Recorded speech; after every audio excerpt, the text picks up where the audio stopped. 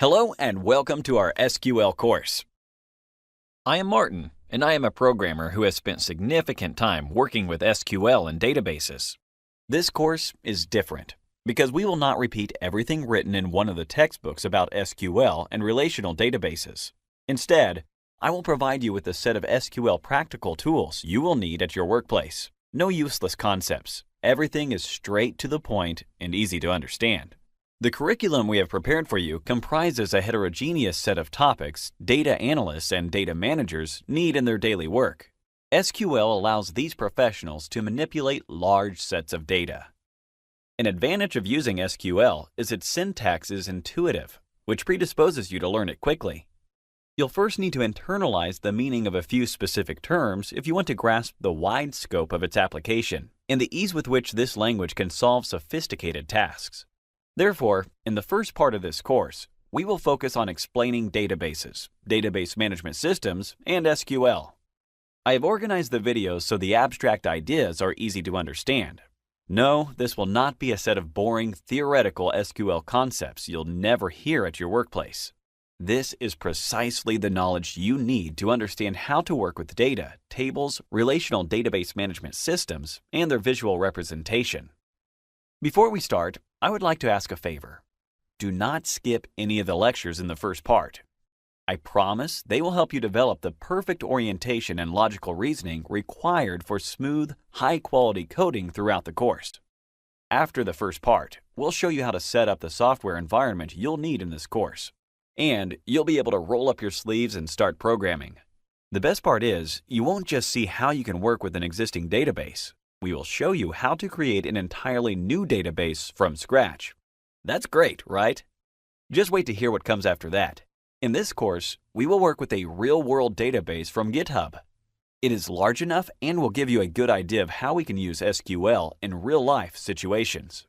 It is not a small dataset gathered for a beginner's course.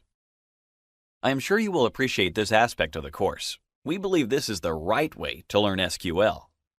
Then, after you have learned how to set up a database on your own, you will plunge into the wonderful world of data manipulation.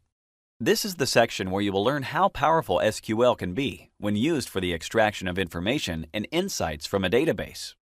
You'll go through the classical SQL statements, column and table constraints, functions. Then, we will cover more sophisticated topics such as joins, subqueries, self-joins, and views. Finally, we'll be ready to learn how to work with some tools professionals love to use, stored procedures and functions. We will conclude the course by learning about a few challenging advanced SQL techniques, such as triggers and indexes. Besides the fundamentals, this course will teach you a solid set of useful topics, tips, tricks, and sharp skills that will give you an edge in the market. I am a firm believer in the statement, the most effective way to learn is by doing. This is valid, especially for SQL, because the difficulty of the tasks you must deal with at work require previous experience. So, please do the exercises attached to the lectures. They will be in the form of quiz questions and will reinforce everything you have learned in the lessons. In addition, throughout the course and in my practice, I stick to best practices and clean coding. Remember, a well-organized or good code is not the one computers can understand. It is the one humans can understand. So, what are you waiting for? Dive straight in and let's begin this journey together. So, why study SQL? Put yourself in the shoes of an employee or a manager of a company who works with large amounts of data. For example, you could be working in business intelligence, BI, data science, database administration, or back-end web development. Any of these jobs relate to storing large amounts of data. Therefore, before carrying out any analysis with the data, you will have to retrieve it. As a consequence, the focus of our course is namely on developing the skills required to solve business analytical problems and applying solutions in a software that allows you to extract the desired information from the database. To achieve all this, you need SQL. SQL means Structured Query Language. It is a programming language specifically designed for working with databases. It allows you to create, manipulate, and share data, especially data from relational database management systems. The way to tell the computer to extract information from the database for you that allows you is by writing queries in SQL. A query, pronounced query or query, is a piece of code inducing the computer to execute a certain operation that will deliver the desired output. The latter process is called querying the database. Briefly, SQL is the language that allows you to write queries that the computer can execute and then provide database insights in return. The good thing about SQL is it is an intuitive and easy-to-learn language. Be careful, as this does not mean using it will be a simple task. Not at all. Sometimes the business problems you must solve will be peculiar and will involve the processing of large amounts of data. Despite being relatively simple in its structure, SQL can be powerful while computing complex tasks. This is why, in this course, we provide the raw skills you'll need to become a web programmer, a data analyst, a data scientist, or a business intelligence analyst. The idea is to combine video lessons and advanced exercises that will show you SQL's cool and fun to work with. And if for some strange reason you are still wondering whether SQL is a programming language worth having in your skill set, let me show you the following statistics. A Techworm study shows SQL is the most demanded programming language for 2017, in general, not in a specific sector. Indeed.com shared the same information for 2016. Indeed.com also ranks SQL high when related to lucrative job positions. It is true. Sometimes these kinds of studies are indeed biased. So, let's change the question and refer to a study conducted by Stack Overflow, where they asked over 56,000 developers in 173 countries which are the most used technologies. The top three are 1. JavaScript, 55.4%, 2. SQL, 49.1%, 3. Java, 36.3%. Therefore, SQL is a highly demanded skill in the job market, no matter how you look at it. Stay tuned for the next video to understand what it is and why it is the most suitable software environment for this course. Okay, so, at this point, you might be telling yourself, great, let me install software containing SQL and start the course. Unfortunately, it is not so simple. Why? To implement SQL commands, you will need a database management system, often called a database or a platform. The problem is, there are a few popular databases out there, which are all based on SQL. They support various forms of the original language, and there are only slight differences between different versions.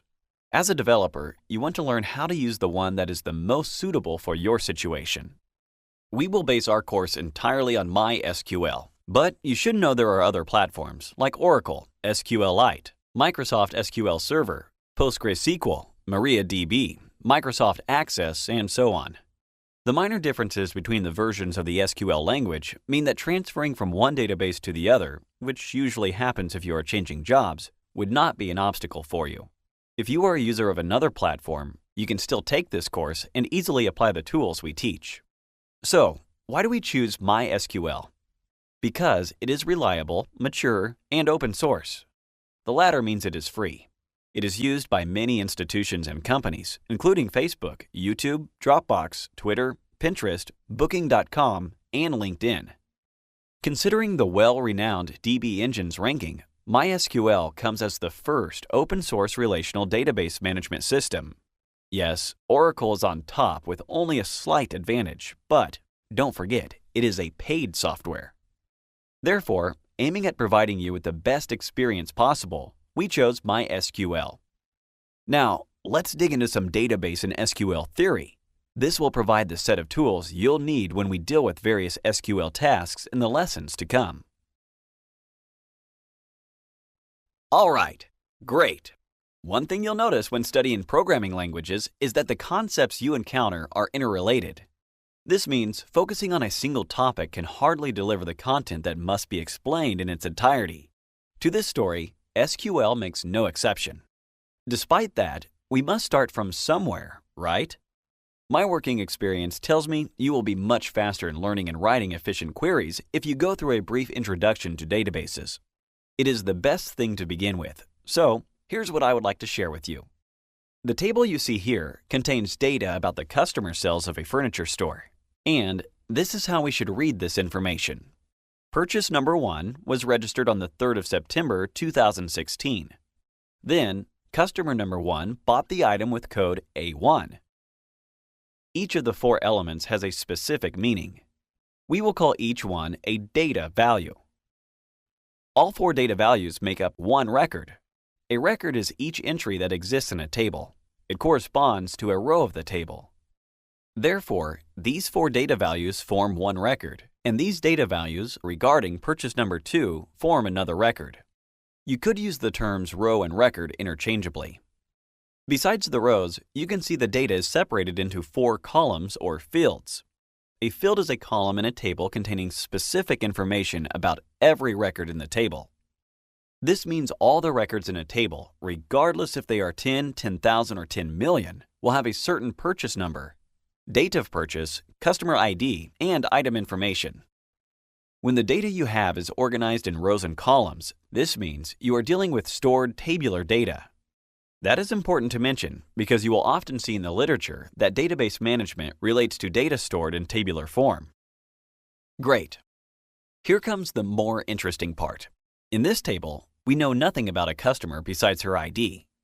The information about customers is stored in another table called Customers. There are several fields, such as first and last names, email address, and the number of times customers have filed a complaint in our store. So, what would the logic of that structure be? Every time we have a customer with an ID number 1 in the sales table, we can refer to the customer with ID number 1 in the customers table and see her name, email, and number of complaints filed. Same goes for the items table. It contains the item code, product description, its unit price, ID, and name of the company that has delivered it, and the company's headquarters phone number. Here, the connection between the sales table and the items table is not the customer ID, but the item code. Well, we could stuff this information into one table, and it would look like this. Ouch! It is huge. I would not want to imagine what the table would look like if we had registered over 10 rows. My point is, there are too many columns, and it is hard to understand what type of information is contained in the larger table. Relational algebra allows us to use mathematical logic and create a relation between a few tables in a way that allows us to retrieve data efficiently. Namely, these 3 tables, sales, customers, and items, are related through the customer ID or the item code columns and form a relational database. And, importantly, each one bears a specific meaning and contains data characterizing it. One of the tables contains information about sales, the other about customers, and the third about the items. To recap, remember the data values in a row form a record in a table, and each column represents a field that carries specific information about every record. A few related tables form a relational database. And for those of you who are interested in slightly more technical definitions, remember the smallest unit that can contain a meaningful set of data is called an entity. Therefore, the rows represent the horizontal entity in the table, the columns, its vertical entity. The table is a bigger data entity on its own. It can also be referred to as a database object. A single row of a table, being a single occurrence of that entity, can be also called an entity instance. Okay, great. We will gradually build the theoretical preparation you need before you begin coding. Stay tuned for the next lecture, where you'll see SQL's role when working with relational databases. Now that you know what a relational database is and have an idea about how it works, it is much easier to understand how SQL fits in the whole picture. SQL is the programming language you need to execute commands that let you create and manipulate a relational database. We will not delve into strict and detailed technical definitions to explain how it works. What you need to know is there are a few types of programming out there: procedural, imperative, object-oriented, declarative, and functional. Although with some procedural elements, SQL is mainly regarded as a declarative programming language, it is non-procedural. This means, while coding, you will not be interested in how you want the job done. The focus is on what result you want to obtain. An abstract example would best clarify what we mean here. When using a procedural language, such as C or Java, you must explicitly divide the solution of a certain problem into several steps. For instance, 1. Please open the door. 2. Go outside. 3. Take the bucket I forgot there. 4. Bring it back to me. In a declarative language, this would sound like 1. Fetch the bucket, please, and you wouldn't have to go through the process step by step. The algorithms are built in, and there is an optimizer, which will separate your task into smaller steps and do the magic to bring the desired output. Why is this important? When using SQL, you should concentrate on what you want to retrieve from your databases. Unless you are an advanced user, don't bother with the algorithms explaining how your data can be obtained. Acknowledging SQL is principally a declarative language. Now, we can go through the main components of its syntax. It comprises a data definition language, known as DDL, a data manipulation language, abbreviated DML, a data control language, DCL, and a transaction control language, TCL. These will be the topics of our next few videos. Alright, good. Let's go over the components of SQL's syntax.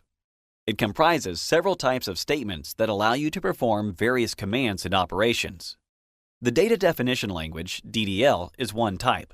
It is called a language, but you can think of it as a syntax, a set of statements that allow the user to define or modify data structures and objects, such as tables.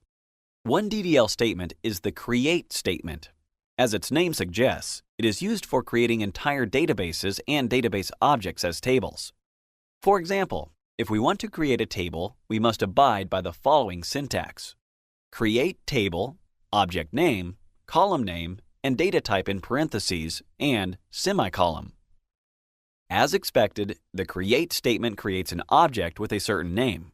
In this case, we are creating a table. Given we have to assign columns to the table, after specifying the table name within parentheses, we must also indicate the names of the columns and the type of data contained in each column. Look at this example. With this line of code, you can create a table with the name cells, containing one column, called purchase number, that will store only integer values. Easy, right? Don't worry if the table name coincides with the name we've assigned to the database. This is a common practice.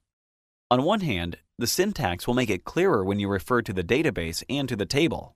On the other hand, it is logical. It makes sense for a database to bear the same name as its main table.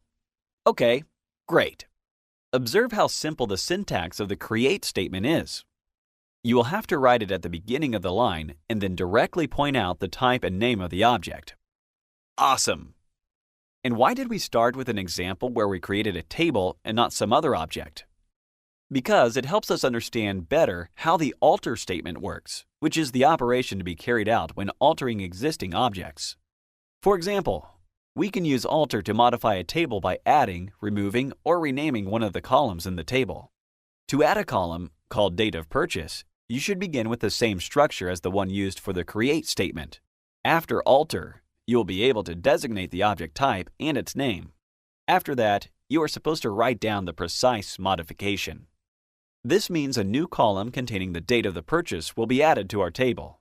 In addition, the values in this column will be of the date type. Intuitive, right? What if you want to delete a database object? In that case, you can use the drop statement to do that. For instance, we can delete the entire customers table with a single line of code. Drop table customers.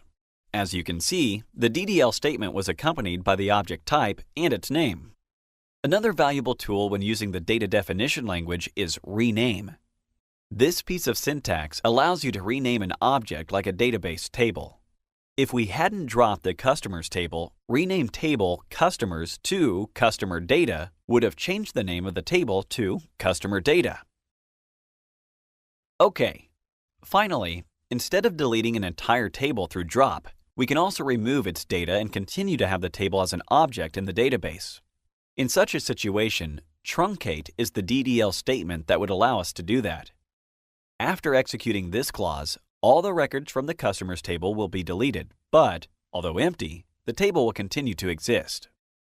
As a quick recap of this lesson, Remember, the data definition language constitutes the part of the SQL syntax that allows you to create, alter, drop, rename, and truncate databases in their elements. Once you have created a database with its elements and have loaded it with information, you are ready to step up to the next level and manipulate the data to obtain various statistics or other tables that will help you solve your business analytical problems. To do this, you will have to get acquainted with the syntax of the data manipulation language. Let's stop for a quick side note. Add is a keyword, and so are create and alter, for instance. Keywords in SQL cannot be variable names. Think of them as words that constitute the language. The SQL software you are using will understand which commands and operations you wish to carry out, namely through these words. To avoid any confusion for the software, objects or databases cannot have names that coincide with SQL keywords. To exemplify, think of all one-word statements, like create and alter. They are keywords, so you can't call your table alter, since this is a name that can trigger a certain process, the modification of the content of a designated table. So, back to our example. Add is the keyword that will add a column, called date of purchase in the sales table. It is one of the keywords frequently used with the alter statement. Finally, don't get confused if you hear the term reserved words. It is a synonym for keywords, which indicates precisely what we explained. These words cannot be used when naming objects.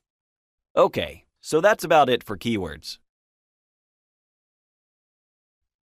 Now that we know more about DDL and some of its arguments, we are ready to focus on DML, the data manipulation language. In particular, we will learn about some statements that allow us to manipulate the data in the tables of a database. We will start with select, a statement used to retrieve data from database objects like tables. The star after the select statement in the following line will deliver the entire content of the sales table, meaning all records and fields contained in the table. You can use the same structure to extract specific records from the table. But at this point, one could rightly ask, what for? We can see the entire table here. Why are we going to need just a piece of it? Well, imagine a table with 2 million rows of data. You can only see a small part of it on the screen, right? This is why it can be helpful if you could extract only a portion of the table that satisfies given criteria. This is crucial and is one of the most powerful tools available in SQL. You should know how to use select perfectly well, so you designate the precise area of the table you would like to extract information from with ease. In this course, many lessons and exercises include this statement, so, by the end, you will feel confident when using it and selecting a certain part of a database. Insert is used to insert data into tables. It enables you to add more records or rows while you are working with the table. This clause goes hand in hand with the keywords into and values. In the parentheses after the table name, you will have to specify the columns you are adding information to, unless you want to insert data in all columns. For the moment, our sales table contains only 2 fields. So, if we want to add purchase number and date values, we could omit the part with column names and parentheses, and our statement would look like this. The 2 versions are identical. Syntactically, such statement makes sense because it allows you to insert values right into a table. This line of code allows you to register the first record of the dataset. It will appear as the first row of the sales table. This code will add another record, purchase number 2, and the date, 27th of October 2017. Amazing! So far, we saw how to select and insert information in SQL. Remember, you can also update information.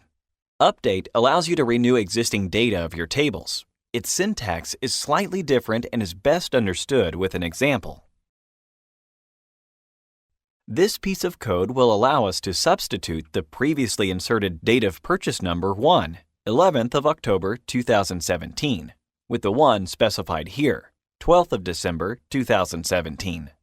And how do we get to this date? 11th of October. The update is based on the number of the purchase number 1. This way, the entire row is updated, and the date will be 12th of December 2017. There is one additional DML clause I would like to show you in this lesson. It is delete. It functions similarly to the truncate statement from the data definition language with one substantial difference. Truncate allows us to remove all the records contained in a table. With delete, you can specify precisely what you would like to be removed. For instance, the following phrase, "We'll remove all the records from the cells table," just as if we had written truncate table cells. If we take advantage of the optional where clause, instead, the following statement, "We'll delete the record with a purchase number of 1, and the other one we have in our miniature table will be left intact." Our table will remain only with the second record, the one with purchase number 2 and date of purchase, 27th of October 2017. To summarize, the data manipulation language syntax is composed mainly of the following 4 elements containing statements and keywords: select from, insert into values, update set where, and delete from, and optionally where. In our next video, we'll learn what part of SQL syntax is referred to as data control language. The data definition and the data manipulation languages are probably the ones you will use more often. The following 2 lectures are rather informative. Some terms we will use will not be used later in the course. However, please pay attention as they will widen your view about the activity domain of SQL. The data control language is a syntax containing only 2 statements, grant and revoke. As you probably guessed, these statements allow us to manage the rights users have in a database.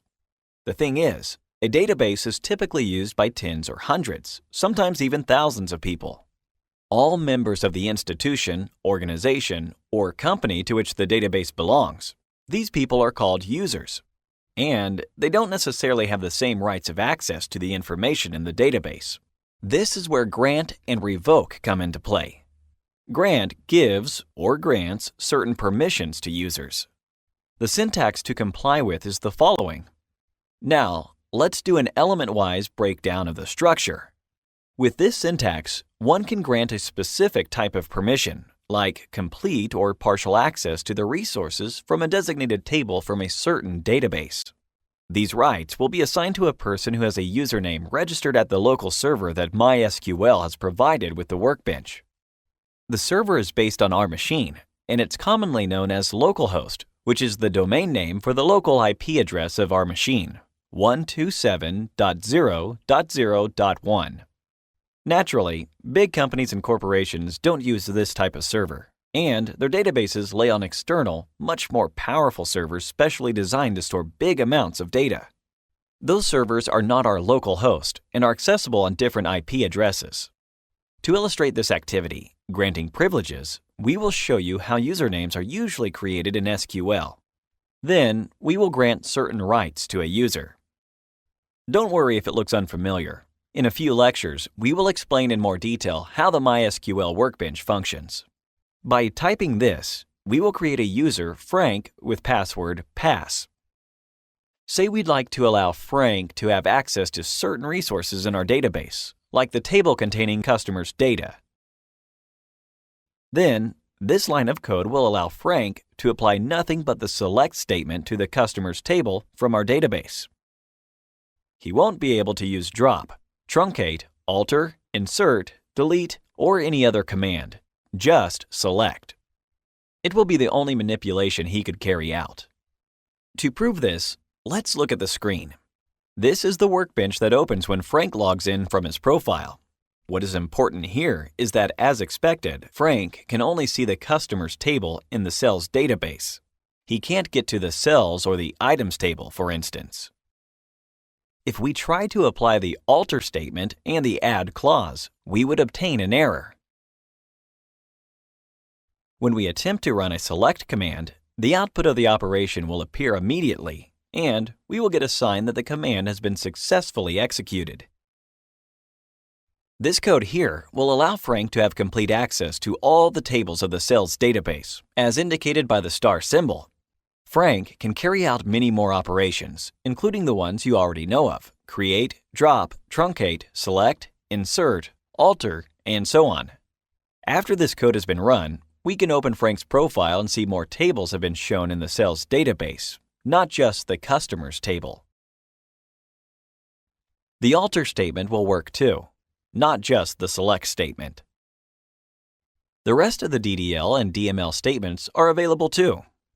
Great! People who have complete rights to a database are database administrators. They can grant access to users and can revoke it. The revoke clause is used to revoke permissions and privileges of database users. It is the exact opposite of the grant statement. The syntax is identical. Instead of granting permission to somebody, one can revoke a privilege from somebody. The example we saw a minute ago could grant the user Frank the privilege to apply the select clause to the customers table from the sales database. To revoke the same permission, we should type the following: revoke select on sales.customers from Frank within quotes at localhost within single quotes. We can revoke from Frank the permission to apply the select command in the customers table. He cannot use select on this table anymore. There is one final part of the SQL syntax we would like to introduce to you. We will do this in our next video. When working in real life, not every change you make to a database is saved automatically. You have to say you wish that to happen. The statement to use in such cases is commit. It works only for changes made with the help of the insert, delete, or update clauses. Commit will save the changes you've made permanently on the database and will let other users have access to the modified version of the database. For instance, imagine you have updated a record in the customers table. Say you wish to change the last name of the fourth customer from Winfield to Johnson. If you are an administrator, you can do that with the help of the update clause. And you will see Johnson appear in the place of Winfield. The statement we saw earlier would allow you to change the last name of the fourth customer. However, your work isn't done just yet. The rest of the users working with the database system cannot see you have made any changes. To complete the entire process, you must add a commit statement at the end of the update block. Only then will the updated information be available to all users. They will see Catherine Johnson, not Catherine Winfield, as customer number 4 in the customers table. Committed states can accrue. If you are a database administrator, you might need to use commit 20 times per day. The transaction control language clause that will let you make a step back and restore the database to the last committed state is rollback. This allows you to undo any changes you have made but don't want to be saved permanently. To apply this command, type rollback. Be careful when using this statement because it will revert to the last committed state, and all the changes made in the meantime will be removed. There can be multiple statements executed, and they will all be undone. To recap, commit saves the transaction in the database. Once issued, the changes are saved permanently, and they cannot be undone. Rollback allows you to take a step back, and the last change or changes you've made will not count. Rollback reverts to the last non-committed state. If you wonder why we went through the syntax in relative detail, you can think of the following explanation. The DDL, DML, DCL, and TCL statements are 4 separate parts of the SQL syntax that represent what the language can be used for: creation and manipulation of data, assignment and removal of permissions to use this data, and saving and restoring changes to a database. These lectures served well to give you a good overall technical idea of why SQL is used widely across companies and institutions around the world. In the next section, we will learn more about database theory and will ensure that, by the end of this course, you will have the solid practical and theoretical knowledge that allows you to work proficiently in SQL. Thanks for watching.